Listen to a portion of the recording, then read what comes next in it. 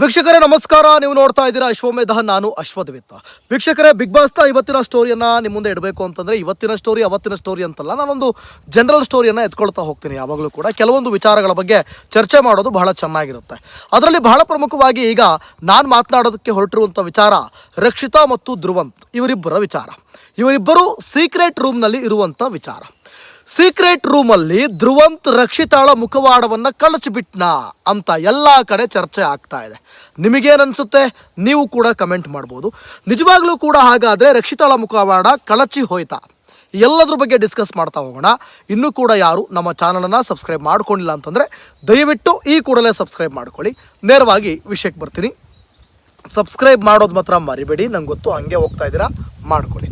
Okay, Rakshita ಅಂತ ಬಂದಾಗ ಈಕೆಯ ಒಂದಷ್ಟು ವ್ಯಕ್ತಿತ್ವ ಇದೆಯಲ್ಲ, ಈಕೆಯ ವ್ಯಕ್ತಿತ್ವ ಒಂದು ನೆಕ್ಸ್ಟ್ ಲೆವೆಲ್ ಅಂತ ಹೇಳ್ಬೋದು. ಈಕೆ ಆಲೋಚನೆ ಮಾಡುವಂಥ ರೀತಿ, ಈಕೆಗೆ ಕಂಟೆಸ್ಟೆಂಟ್ಗಳ ಮೇಲೆ ಇರುವಂಥ ಒಂದು ಕೇರಿಂಗ್, ಕಾಳಜಿ, ಮತ್ತು ಬಿಗ್ ಬಾಸ್ ಮೇಲಿರುವಂಥ ಒಂದು ರೆಸ್ಪೆಕ್ಟು, ಮತ್ತು ಆಟದಲ್ಲಿ ತೋರಿಸುವಂಥ ಚಾಕಚಕ್ಯತೆ, ಆಮೇಲೆ ಅದೇ ಟೋಟಲಿ ಹಿಂಗೆ ಕವರ್ ಆಗ್ತಾ ಇರುತ್ತೆ. ಈ ವ್ಯಕ್ತಿತ್ವ ಅಂತ ಬಂದಾಗ ರಕ್ಷಿತಾ ಮೊದಲ ಸಾಲಿನಲ್ಲಿ ನಿಲ್ತಾಳೆ. ಗಿಲ್ಲಿಗೆ ಹೋಲಿಸ್ಕೊಂಡ್ರೂ ಕೂಡ ರಕ್ಷಿತಾ ವ್ಯಕ್ತಿತ್ವ ಅಂತ ಬಂದಾಗ ಮೊದಲನೇ ಸಾಲಿನಲ್ಲಿ ನಿಲ್ತಾಳೆ. ಆದರೆ ಎಂಟರ್ಟೈನ್ಮೆಂಟು, ಆಮೇಲೆ ಹಾಸ್ಯ, ಸೀರಿಯಸ್ಸು, ಗಲಾಟೆ, ಜಗಳ, ಟಾಸ್ಕು, ಎಲಿಮಿನೇಷನ್ ಎಲ್ಲವನ್ನು ತಗೊಂಡಾಗ ಗಿಲ್ಲಿ ಮೊದಲ ಸ್ಥಾನದಲ್ಲಿ ನಿಲ್ತಾರೆ. ಇರಲಿ, ನಮಗಿವತ್ತು ಗಿಲ್ಲಿ ಟಾಪಿಕ್ ಅಲ್ಲ, ಪ್ರಮುಖವಾಗಿ ರಕ್ಷಿತಾ ಟಾಪಿಕ್. ಆಮೇಲೆ ರಕ್ಷಿತಾ ಎಡವೋದು ಎಲ್ಲಿ ಅಂದರೆ, ಹಿಂಗೆ ಮುಂದಿನ ಸಾಲಲ್ಲಿರುವಂಥ ರಕ್ಷಿತಾ ಎಡವೋದೇ ಇಲ್ವಾ? 100% ಆಬ್ವಿಯಸ್ಲಿ ಎಡುತ್ತಾ ಇದ್ದಾರೆ. ಎಲ್ಲೋ ಒಂದು ಕಡೆ ರಕ್ಷಿತಾ ಅವರು ಎಡುತ್ತಾ ಇದ್ದಾರೆ. ಆ ಎಲ್ಲೋ ಒಂದು ಕಡೆ ಅಂದರೆ ಅದು ಸೀಕ್ರೆಟ್ ರೂಮ್ ಕಡೆ. ಸೀಕ್ರೆಟ್ ರೂಮಲ್ಲಿ ರಕ್ಷಿತಾ ಅವರ ನಡವಳಿಕೆ ಅನುಮಾನಾಸ್ಪದವಾಗಿದೆ. ಏನು ಅನುಮಾನಾಸ್ಪದವಾಗಿದೆ? ಹಾಗಾದರೆ ಆ ನಡವಳಿಕೆ ತಪ್ಪಾ, ಸರಿನಾ? ಹಂಗಿರಲೇಬಾರ್ದ? ಹಾಗಾದರೆ ಅದು ಅವಳು ಇಷ್ಟ ಅಲ್ವಾ, ಅವಳ ಪರ್ಸ್ಪೆಕ್ಟಿವ್ ಅಲ್ವಾ? ಇವೆಲ್ಲ ನಿಮಗೆ ಅನ್ನಿಸ್ಬೋದು. ಓಕೆ, ಅದ್ರ ಬಗ್ಗೆನೂ ಮಾತನಾಡ್ತಾ ಹೋಗೋಣ. ನಿಮ್ಮ ಮನಸ್ಸಲ್ಲಿ ಯಾವುದೇ ಕ್ವಶನನ್ನು ಉಳಿಸೋದಕ್ಕೆ ನಾನು ಈ ವಿಡಿಯೋದಲ್ಲಿ ಬಿಡೋದಿಲ್ಲ. ಬನ್ನಿ ನೇರವಾಗಿ ಎಲಿಮಿನೇಷನ್ ಆಗೋ ಹಂತಕ್ಕೆ ಬಂದಾಗ, ಎಲಿಮಿನೇಷನ್ ಆಗೋದಿಲ್ಲ. ಅದು ಧ್ರುವಂತ್ ಮತ್ತು ರಕ್ಷಿತಾ ಇಬ್ಬರು ಕೂಡ ಸೀಕ್ರೆಟ್ ರೂಮ್ಗೆ ಹೋಗ್ತಾರೆ. ಮನೆ ಮಂದಿಗೆ ಗೊತ್ತಾಗದ ಹಾಗೆ ಸೀಕ್ರೆಟ್ ಆಗಿ ಅದನ್ನು ಕರ್ಕೊಂಡು ಹೋಗಬೇಕಾಗುತ್ತೆ. ಆ ಕೆಲಸವನ್ನು 90% ಕರೆಕ್ಟಾಗಿ ಮಾಡಿದ್ದಾರೆ, 10% ಕರೆಕ್ಟಾಗಿ ಮಾಡಿಲ್ಲ. ಅಲ್ಲಿ ರಘು ಮತ್ತು ಆಲ್ಮೋಸ್ಟ್ ಮನೆ ಮಂದಿಯವರಿಗೆಲ್ಲ ಒಂದು ಡೌಟ್ ಅಂತೂ ಇದೆ. ಅವತ್ತೇ ವಾಪಸ್ ಬರ್ಬೋದು ಅಂದ್ಕೊಂಡಿದ್ರು, ಬಹುಶಃ ಬೇರೆ ಕಡೆ ಬರ್ಬೋದು. ಅದರಲ್ಲೂ ಗಿಲ್ಲಿ ಮಾತ್ರ ಕಂಡಿಡಿದು ಬಿಡ್ತಾನೆ, ಪಕ್ಕಾ ಕಂಡಿಡಿದು ಬಿಡ್ತಾನೆ ಗಿಲ್ಲಿ. ಬಹುಶಃ ಬೇರೆ ಇನ್ನೊಂದು ಯಾವುದೋ ಸೆಟ್ ಹಾಕ್ಬಿಟ್ಟು ಅಲ್ಲಿ ನಮ್ಮನ್ನು ನೋಡ್ತಾ ಇರ್ಬೋದಾ ಅಂಥೇಳಿ ಭಯಂಕರ ಕಿಲಾಡಿ ಗಿಲ್ಲಿ.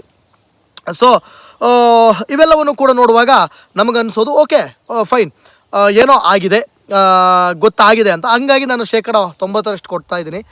ಅಷ್ಟು ನೀಟಾಗಿ ಅವರು ಸೀಕ್ರೆಟ್ ರೂಮಿಗೆ ಕರ್ಕೊಂಡು ಹೋಗೋ ಪ್ರಕ್ರಿಯೆ ಮಾಡಲಿಲ್ಲ. ನಿಜವಾಗ್ಲೂ ಎಲಿಮಿನೇಟ್ ಮಾಡೋ ರೀತಿಯಲ್ಲಿಯೇ ಕರ್ಕೊಂಡು ಸೀಕ್ರೆಟ್ ರೂಮಿಗೆ ಹಾಕಬೇಕಿತ್ತು, ಆಗ ಚೆನ್ನಾಗಿರ್ತಿತ್ತು. ಏನೋ ಸ್ವಲ್ಪ ಅರ್ಜೆಂಟ್ ಮಾಡಿದ್ರು, ಅಥವಾ ಎಡಿಟಿಂಗ್ ಮಾಡುವಾಗ ಸ್ವಲ್ಪ ತರಾತುರಿಯಲ್ಲಿ ಎಡಿಟಿಂಗ್ ಮಾಡಿಬಿಟ್ರ ಅಂತ ನನಗೆ ಅನ್ನಿಸ್ತಾ ಇದೆ. ಇರಲಿ ಬಿಡಿ, ಅದೆಲ್ಲ ಹೋಗಲಿ. ಧ್ರುವಂತ್ ಮತ್ತು ರಕ್ಷಿತಾ ಸೀಕ್ರೆಟ್ ರೂಮಿಗೆ ಹೋಗ್ತಾರೆ.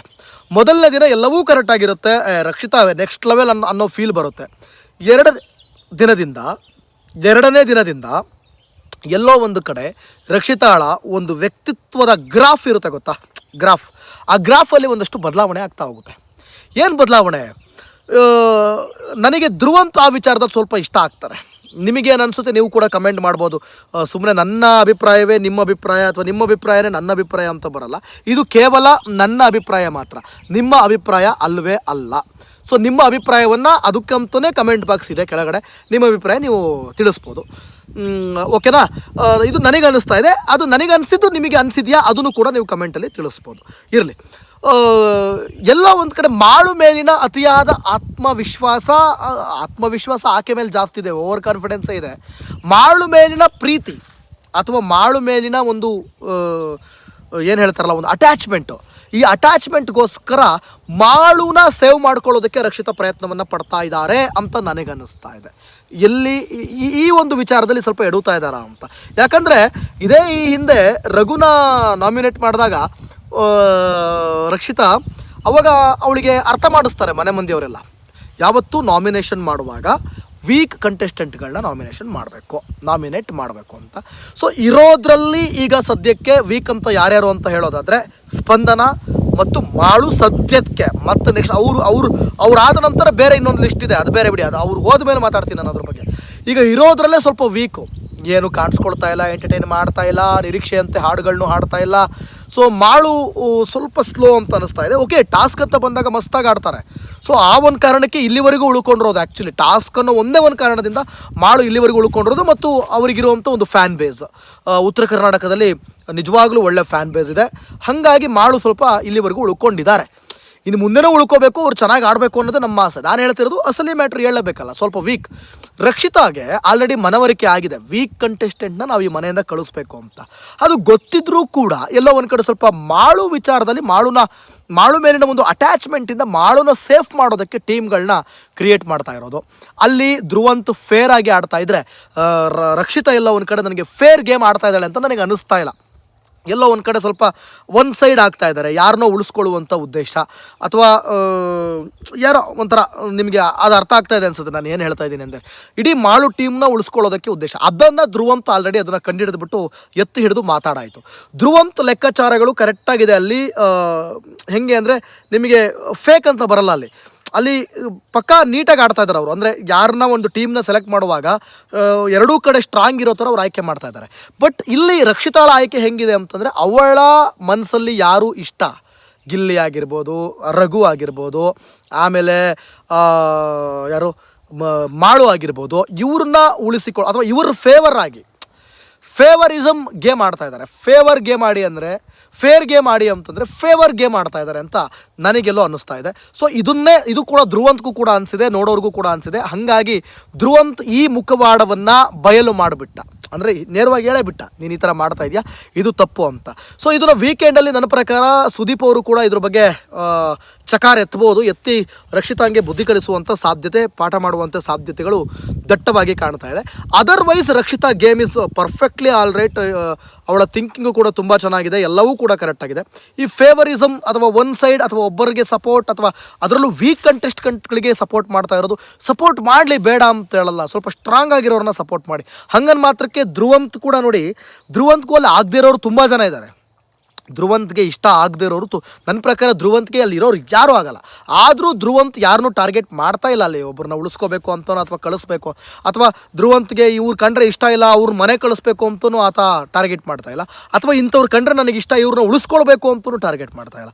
ಆದರೆ ರಕ್ಷಿತಾ ಮಾತ್ರ ಅವ್ರನ್ನ ಅವಳಿಗೆ ಯಾರು ಇಷ್ಟನೋ ಅವ್ರನ್ನ ಉಳಿಸ್ಕೊಳ್ಳೋ ಪ್ರಯತ್ನ ಮಾಡಿ, ಯಾರು ಇಷ್ಟ ಇಲ್ವೋ ಅವ್ರನ್ನ ವೀಕ್ ಮಾಡೋ ಪ್ರಯತ್ನಗಳು ನಡೀತಾ ಇದೆ, ಅವ್ರನ್ನ ಮನೆಯಿಂದ ಕಳಿಸೋ ಪ್ರಯತ್ನಗಳು ರಕ್ಷಿತಾ ಕಡೆಯಿಂದ ನಡೀತಾ ಇದೆ. ಯಾಕೆ ಕೊಟ್ಟಿರುವ ಅದೊಂದು ಸೀಕ್ರೆಟ್ ರೂಮಲ್ಲಿದ್ದವರಿಗೆ ಒಂದು ಪವರ್ ಇರುತ್ತೆ ಈ ರೀತಿಯಾಗಿ ಮಾಡೋದಕ್ಕೆ. ಪ್ರತಿಯೊಂದು ಕೂಡ ಅವರೇ ಮಾಡ್ತಾರೆ, ಅವರೇ ಡಿಸೈಡ್ ಮಾಡ್ತಾರೆ.